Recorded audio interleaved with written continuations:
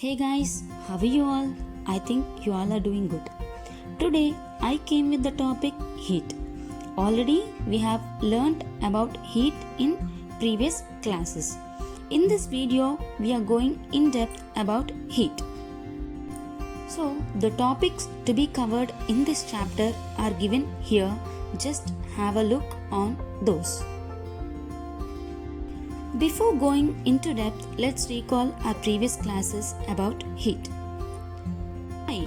What is the need to recall? Means we have learned those in 6th and 7th classes. So we must recall the previous topics. Whenever you see the chapter name, what question will rise in your mind? What does this chapter mean? So what is heat mean? Heat is a form of energy. It transfers from body at high temperature to the body at low temperature. In this definition, we have two sentences.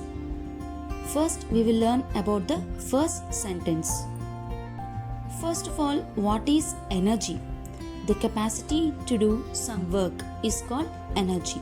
The examples for those are rubbing of stones, cutting of wood with saw. For rubbing of stones, we have to give some energy.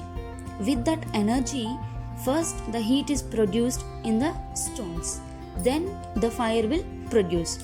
So with the help of energy only the heat is producing.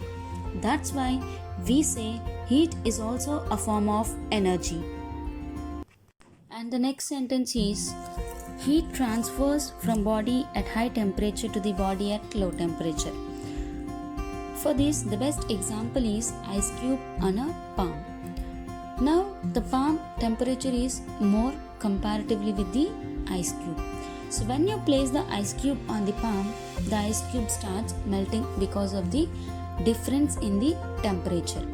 Okay, so I think you understood the definition of heat. In how many ways heat will transfer? In 3 ways heat will transfer. What are those? Conduction, convection and radiation. So first, what is conduction? The transfer of heat when two bodies are in touch is called conduction. Okay.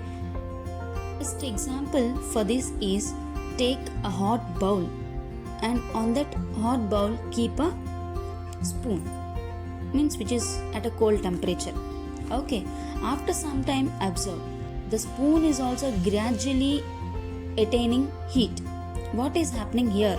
Here conduction is taking place, means from high temperature to low temperature heat will travel.